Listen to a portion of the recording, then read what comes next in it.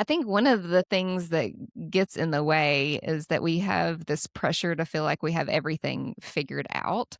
Like we want to know Hmm. what God's path is for the rest of our lives. Like, give us the map. And so, how do you think embracing uncertainty actually deepens our faith and trust in God? Well, as somebody who got pretty much straight C's in school, I know that I don't know that much. And I think there's something very freeing about knowing that and trusting that, like, just because you don't have it all figured out or you don't have all the answers doesn't mean that you're wrong or behind. I think, again, like the invitation is still there just to walk by faith and to live it out.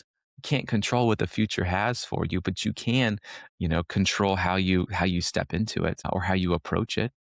And so these days I'm learning more of like letting my hands be free and open rather than clenched like they're trying to control something. Control is a really beautiful illusion, but faith, well, that's I want to live by faith and trusting that the God who was good yesterday is going to be good tomorrow. Of trusting that, small steps forward are meaningful. And I don't have to like jump around the corner and see what's happening. I don't need to see what's happening.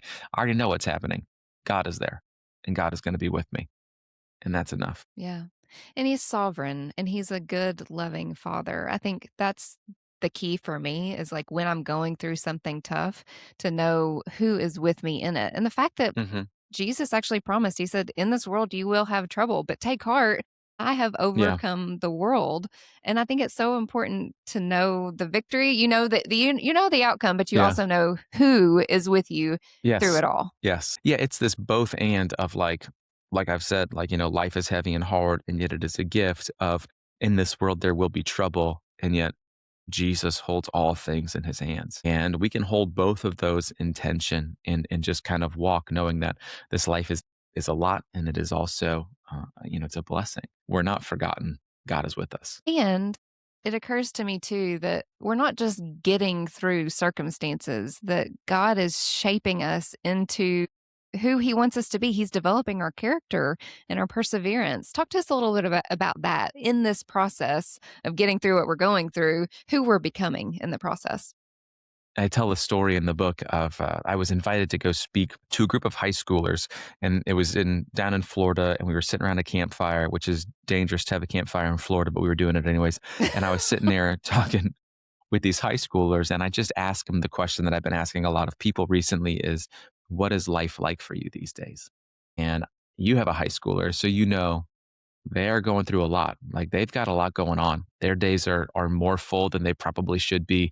They are, trying to enjoy high school while preparing for their future, while having their 5, 10, 15, 20 year plan all figured out. And so I was sitting there with them, and this girl told me, she goes, my mom told me that I just gotta get through it all. And I was like, yeah, that's true. But you can also like you can go through it. You can go through it. You can feel it all. You can enjoy it. You can wrestle with it. You can ask questions. Like don't just like get through it.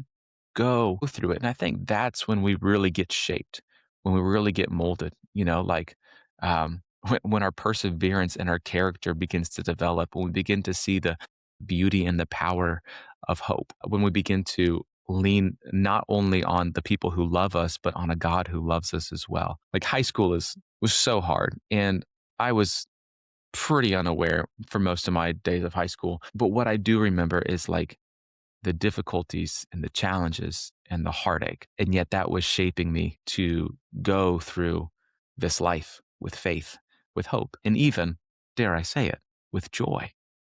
Hmm.